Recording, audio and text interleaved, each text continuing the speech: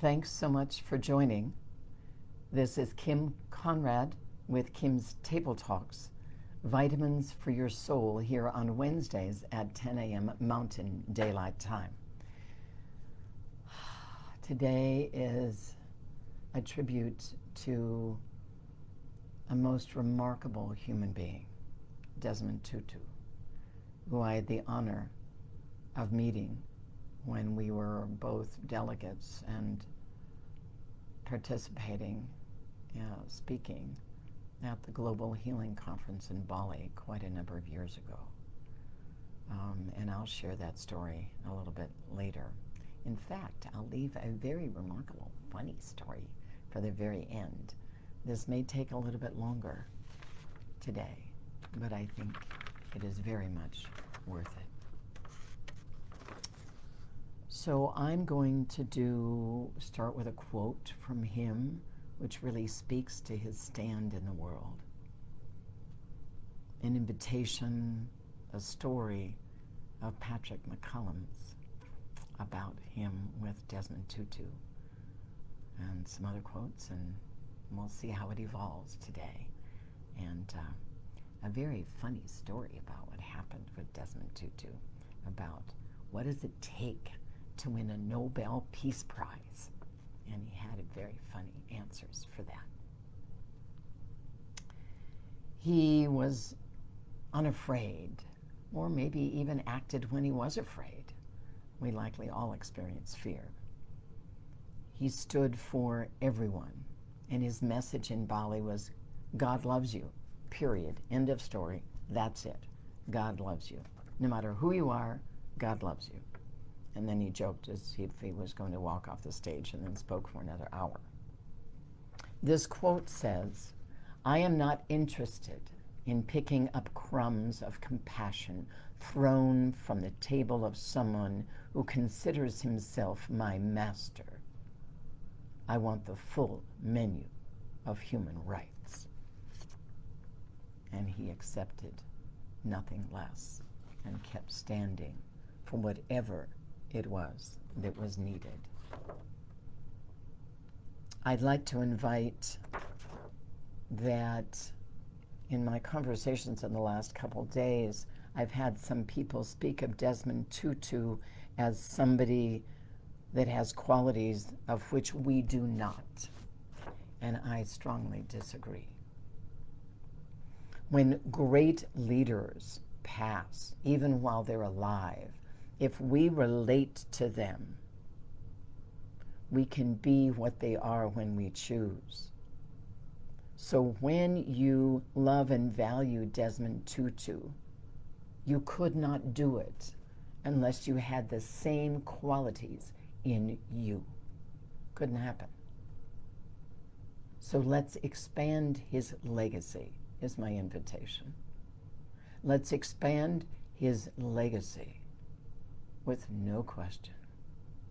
Live that which we thought we could not. It's time to live that which we thought we could not, and are now designed to be and do, because we are here. When we do this, miracles happen, and it's time for a lot of them, in my view. So keep learning, growing, taking action, revise, relearn, ignite, and take actions into the day and the nights once more, once more, once more. It's time, is it not? And why not? What are we waiting for?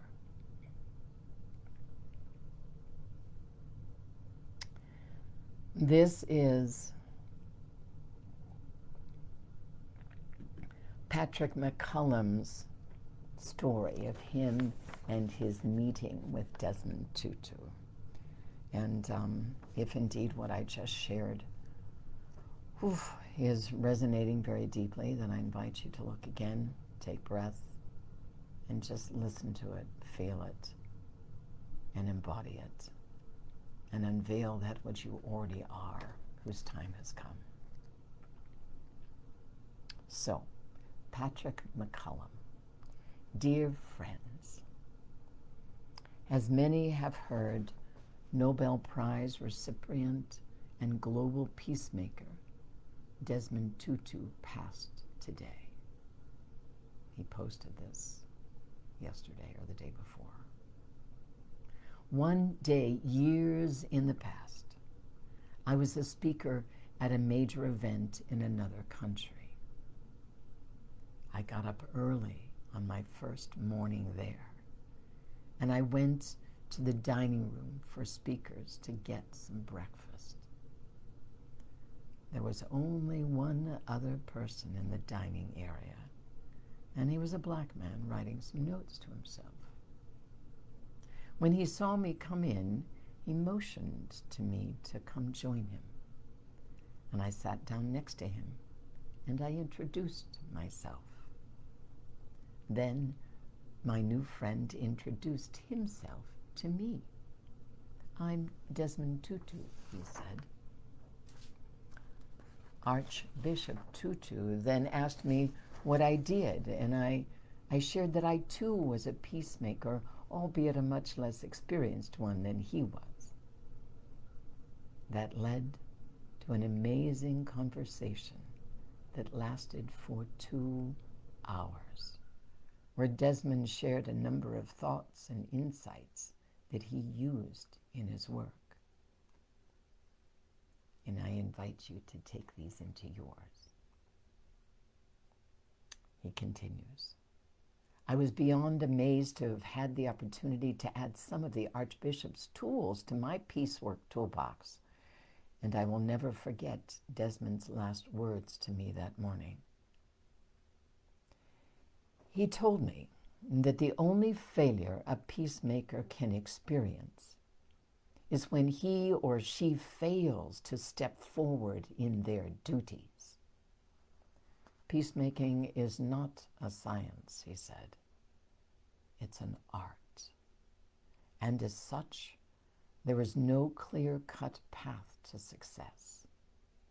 Rather, each of us who feels called find ourselves guided by something beyond us. And if that calling takes place, it is our God-given creativity that will guide us as to what actions to take and when. I have always followed that wise advice, and it has created miracles in my work over and over again. Today, the world has lost a great beacon of hope, and at the same time, his words and deeds have secured a safe future for millions. What is remembered lives. I remember you, Desmond Tutu. Peace. Patrick McCollum.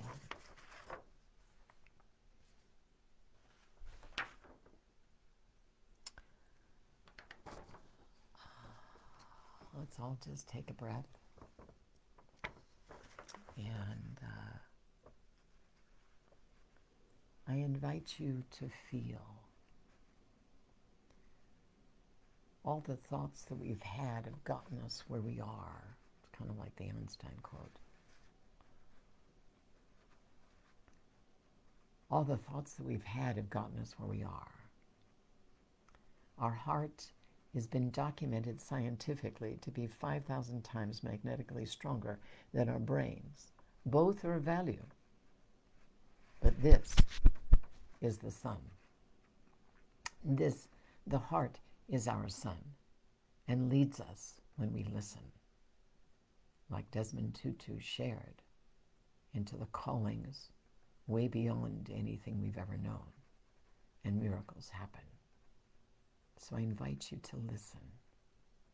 Listen and feel. And then let's collaborate together, inside and out, for a world that is likely more amazing than we ever thought possible. And it's time to act again and again and again. Some other quotes from Desmond Tutu. If you are neutral in situations of injustice, you have chosen the side of the oppressor. If an elephant has its foot on the tail of a mouse, and you say that you are neutral, the mouse will not appreciate your neutrality.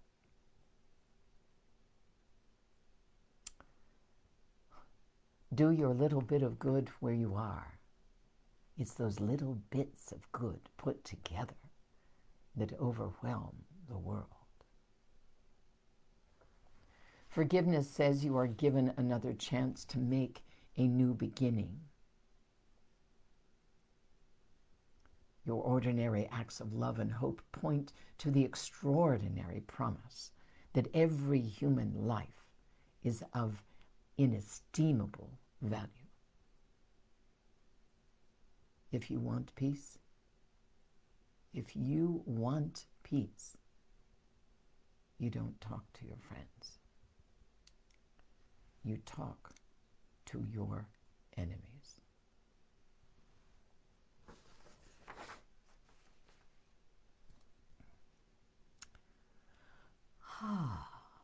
And I promised to share what Desmond Tutu said, that what it takes to win a Nobel Peace Prize.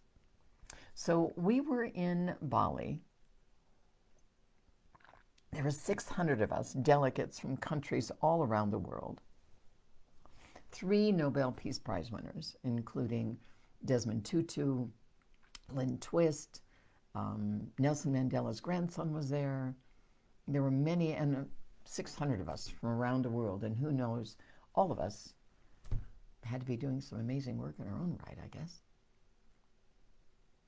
And one of us, now Desmond Tutu, a little context, Desmond Tutu, very powerful being, but he was maybe 5'5", 5'7", short of stature, very dynamic. And it was Bali, so it was very warm and humid. So he was wearing shorts, as were many people that day, and a shirt or whatever, but he was wearing shorts and his shoes and socks.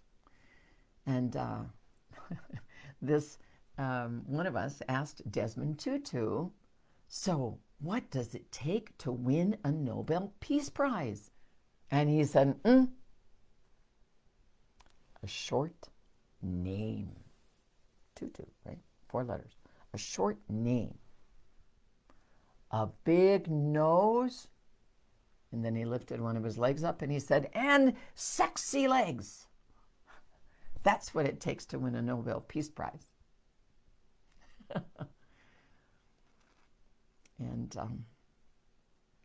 there were other wonderful stories. And I'll, you know what, for the heck of it, I'll put another post with some other shares and a picture that I was honored to be able to have with Desmond Tutu, in case that gives you more to just be in his presence, feel him, watch videos, take him to heart, because as we do, we become even more of who we are that is a reflection of him and what the world is asking for. Thank you so much for joining me. I'm here every Wednesdays at 10 a.m. Mountain Daylight Time. Kim Conrad with Kim's Table Talks, Vitamins for Your Soul. And if you are feeling lost, struggling, having an experience of feeling like you don't fit, or even dreams that you want to make come true faster, and feeling like stuff is in the way and things like that. I'm very good with things like that, and I offer a free 20-minute consultation for us to check in and see how we might evolve together. So, message me. How much can you take in this week of all your things that you love that are remarkable about Desmond Tutu and live them in your own life. Thank you so much. I look forward to seeing you next Wednesday at 10 a.m. Be safe, be well. Bye-bye.